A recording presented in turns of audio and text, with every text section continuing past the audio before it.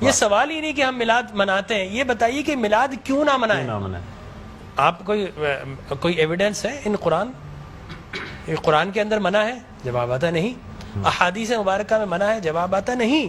کیا صحابہ کرام رضوان اللہ تعالی علیہم اجمعین نے منع کیا؟ جواب آتا نہیں۔ بڑی عجیب غریب بات ہے کہ آپ منع کرتے ہیں۔ اچھا جناب یہ دیکھیے کہ میں بڑے سادہ الفاظ میں بتانا چاہوں گا کہ اسلام کیا ہے۔ اسلام 4 چیزوں پہ مشتمل ہے۔ حضور نے جو فرمایا وہ اسلام ہے، حضور نے جو کیا وہ اسلام ہے، اور حضور نے جس سے منع کر دیا وہ اسلام ہے، اور حضور نے جس سے منع نہیں کیا وہ بھی اسلام ہے۔ لہٰذا اگر کوئی آج کسی چیز کو منع کرتا ہے، اس کا مطلب یہ ہے کہ وہ اسلام کے منہ میں اپنی بات ڈال رہا ہے۔ اب نہ اللہ سے بھول ہوئی نہ رسول سے بھول ہوئی، قیامت تک کی ساری ناجائز چیزوں کو قرآن مجید اور احادیث نبویہ میں بڑے بڑے بورڈ لگا دیے گئے کہ these are the prohibited thing, یہ حرام ہے، یہ حرام ہے، یہ حرام ہے، بڑے بڑے بورڈ لگا دیجیے۔ اور دیکھیں طریقہ اور اصول بھی یہی ہے کہ ہر جائز چیز کا نہیں بتایا جاتا۔ مثال کے طور پر اگر آپ کو کہیں جانا ہے تو آپ نے کبھی زندگی میں بورڈ نہیں دیکھا ہوگا کہ الاؤ ہے ادھر آ جائیے، نہیں، یہ کہیں نہیں لکھا ہوگا۔ ناٹ الاؤڈ ہوگا وہاں ضرور لکھا، جہاں ناٹ الاؤڈ ہوگا، پروہیبٹڈ ایریا ہوگا، وہاں پر بورڈ لگا ہوگا کہ یہاں داخلہ منع ہے۔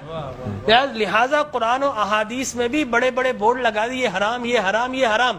اور مجھے کہنے دیے ڈاکٹر صاحب، اللہ کا نبی بنیادی طور پر ہر جائز کام کروانے نہیں آتا، بالکل نہیں۔ دراصل اللہ کا نبی ہر ناجائز کام سے روکنے کے لیے آتا ہے۔ اگر جائز کام کی اگر جائز کام کروانے آتا اور جائز کی فہرست بنتی تو قرآن 30 پاروں پہ ہی 30,000 پارے بھی کم پڑ جاتے کہ یہ بھی جائز، یہ بھی جائز، یہ بھی جائز، یہ بھی فہرست، ایک پوری فہرست بن جاتی۔ کہاں تک ہم قرآن حفظ کرتے؟ لہٰذا قرآن کے اندر اللہ کو جو ناپسند چیز ہے ان کا بیان ہے، اللہ کو جو پسند ہے ان کا بیان ہے۔ ہر جائز چیز اللہ کا نبی کروانے نہیں آتا۔ اب اگر بنگلہ دیش کے لوگ رہنے والے اگر پوری زندگی اگر چاول کھاتے ہیں اور مچھلی کھاتے ہیں، ان سے یہ نہیں پوچھا جائے گا باجرے کی روٹی کیوں نہیں کھائی، تم نے گندم کیوں نہیں کھایا، تم نے فلانے نہیں کھایا، نہیں پوچھا جائے گا۔ اگر اسی طرح پاکستان کے رہنے والے مچھلی روزانہ نہ کھائے تو ان سے نہیں پوچھا جائے گا کہ یہ بھی تو اللہ کی غذا تھی، جائز تھی، تم نے یہ کیوں نہیں کھایا۔ نہیں، ہر جائز چیز اللہ کو مطلوب نہیں ہے، اللہ کو مطلوب یہ ہے کہ ہر ناجائز کام سے روکا جائے۔ لہٰذا اللہ کے پیارے حبیب نے قیامت تک کی ساری ناجائز چیزوں سے منع کر دیا، نہ اللہ سے بھول ہوئی معاذ اللہ، نہ رسول سے بھول ہوئی، دین مکمل ہو گیا۔ اب اگر کوئی یہ کہتا ہے کہ یہ ناجائز، یہ بدعت، اس کا مطلب یہ ہے کہ کیا تجھ پر وحی نازل ہو گئی؟ باب نبوت تو بند ہو چکا ہے، اب تو کس بنیاد پر کر رہا ہے؟ دیکھیے اب کس بنیاد پر تم منع کر رہے ہو۔ اور میں آپ کو بتاؤں ڈاکٹر صاحب، یہ دین کا مسلمہ اصول ہے کہ کسی چیز کے جواز کے لیے کوئی ضعیف حدیث بھی کافی ہے، لیکن کسی چیز کے حرام یا بدعت ہونے کے لیے قرآن اور احادیث کی نص قطعی چاہیے آپ کو، اور حدیث متواترہ چاہیے، اس کے بغیر آپ کسی چیز کو حرام نہیں کر سکتے۔ اس لیے کہ اسلام گلا گھونٹنے کے لیے نہیں آیا، اسلام تو راحتیں دینے کے لیے آیا ہے۔ لہٰذا جو ناجائز چیزیں تھی اسلام نے وہ منع کر دی 1400 سال پہلے۔ اب اگر کوئی کہتا ہے کہ جناب آپ میلاد کیوں مناتے ہیں، تو میں کہتا ہوں یہ سوال ہی نہیں، بڑے احمق لوگ ہیں جو جائز کی دلیل مانگ رہے ہیں۔ اے بھائی دلیل تو ناجائز کی ہوتی ہے، لہٰذا آپ ناجائز کی دلیل دیجئے کہ قرآن میں منع کیا کہ احادیث میں، بلکہ اب میں یہ کہتا ہوں اس بات کے بعد آپ قرآن پڑھیے، اللہ تبارک و تعالی نے 5 نبیوں کا میلاد قرآن میں بیان کیا ہے۔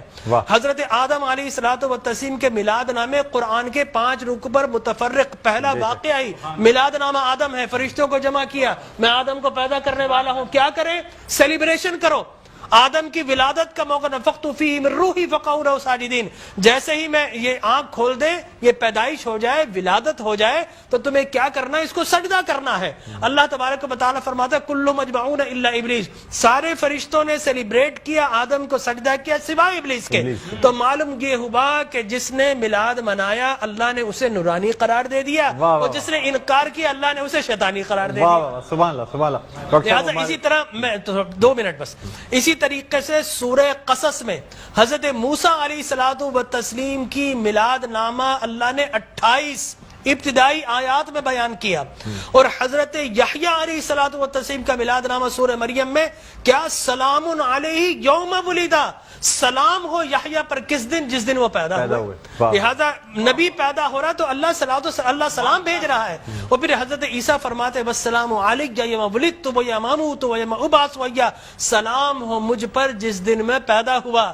سرکار نے فرمایا. اور پھر اللہ تبارک و تعالی نے ووالدین وما ولد کہہ کر حضور کے میلاد کو بیان کیا. اور حضرت مریم کی میلاد کو اللہ نے سورہ آل عمران میں بیان کیا. پھر سرکار نے فرمایا کہ میرے غلام الجمعۃ عید للمسلمین. لوگ کہتے ہیں 2 عیدیں، تیسری عید مل گئی. حضرت عمر بن خطاب سے پوچھا کہ یہ الیوم اکملت لکم دینکم، یہ آیت ہمارے نبی پر نازل ہوتی تو ہم 2 عیدیں مناتے، ہم تو بطور عید مناتے. حضرت عمر نے حضرت ابن عباس دونوں سے احادیث فرمایا میاں تم ایک عید کی بات کر تو ہماری تو 2 3 عیدیں تھی اس دن. وہ یوم عرفہ تھا مسلمانوں کی عید کے دن، وہ جمعۃ المبارک تھا مسلمانوں کی عید کے دن، وہ تکمیل دین کا دن تھا، وہ مسلمانوں کی عید کا دن ہے. لہٰذا یہاں پر تو پہلی، دوسری، تیسری، چوتھی، 5ویں نہ جانے کتنی عیدیں. اور صحیح مسلم کی حدیث مبارک رسول اللہ نے 5 عیدیں بیان فرما دی. ایام تشریق، یوم نحر، اس کو سرکار نے عید قرار دیا. لہٰذا معلوم یہ ہوا کہ سرکار دو عالم. اور پھر میں عرض کر رہا تھا کہ آدم پیدا ہوئے، فرمایا الجمعۃ عید للمسلمین، جمعہ مسلمانوں کی عید کا دن. فرمایا رسول اللہ کیوں؟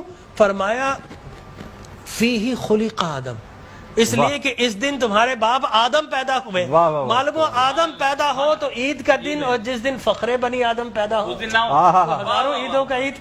یہ عید بھی ہے اور یقینی طور پر جشن بھی ہے. دیکھیے حضرت عیسیٰ ابن مریم علیہ الصلوۃ والتسلیم پیدا ہوتے نا، اللہ تبارک و تعالی حضرت مریم کے پاس پینے کے لیے کچھ نہیں تھا. اللہ فرماتا وَهُزِّ إِلَيْكِ بِجِذْعِ النَّخْلَةِ تُسَاقِطْ عَلَيْكِ رُطَبًا جَنِيًّا، اے مریم گھبرا مت، اللہ کے میرا نبی آنے والا، اس کی ولادت ہونے والی ہے.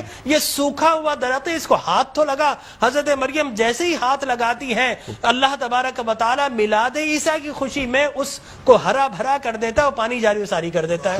تو اللہ تبرک بھی دیتا ہے، اللہ تبارک و تعالی اسے سیلیبریٹ بھی کرتا ہے. تو یقینی طور پر میلاد النبی صلی اللہ علیہ وسلم کے اگر جواز کی آپ بات کریں گے صبح ہو جائے گی. میں قرآن سے بھی بیان کرتا رہوں گا، میں احادیث نبویہ سے بھی بیان کرتا رہوں، لیکن ناجائز کی ایک دلیل اگر کوئی ہمیں دینا چاہے تو ہم موجود ہیں میٹرو ٹی وی پر، کوئی ایک دلیل ہمیں دے دے. لوگ کہتے ہیں بدعت بدعت، یہ بدعت. او بھائی بدعت، ہر نیا کام بدعت نہیں ہوتا، ہر نیا عقیدہ بدعت ہوتا ہے. لہذا وہ سمجھے ہی نہیں، ہر نیا کام بدعت نہیں ہے. میں آپ کو ثابت کر دوں ہر نیا عقیدہ بدعت ہے. لیکن آپ شیطان نے جب بلیف جو جس چیز پہ انسان کا ہے وہ قائم ہے، وہ قائم ہے. ہر نیا کام، اگر ہر نیا کام بدعت ہوتا، خوشی منانا، عید منانا، اس میں تو کوئی ایسی بات انوویشن ہے اسلام کے اندر. آپ یہ دیکھیں نا حضور اکرم صلی اللہ علیہ وسلم کی وفات شریف کے بعد قرآن مجید جمع کیا، بدعت. پھر اس کے بعد تراویح بدعت. وہ بخاری کے ہذہ نعمت البدع. حضرت عمر بن خطاب کے الفاظ ہے کتنی پیاری بدعت ہے کہ میں نے تراویح شروع فرما دی. تو مقصد وہ کہ بدعت اچھی بھی ہوتی ہے. صحابہ کرام بدعت حسنہ بھی ہے، بدعت مذمومہ بھی ہے. اور مذمومہ بدعت کیا؟ اچھی چیز کو مٹا دینا. اور بدعت حسنہ کیا ہے؟ کسی اچھی کام کا جاری کرنا. فرمایا من سن سنتا حسنتا فلہ اجرھا واجر من عمل بھا الی یوم القیامہ.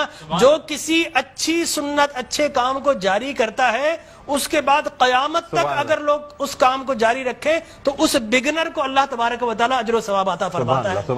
ہماری ٹرانسمیشن کا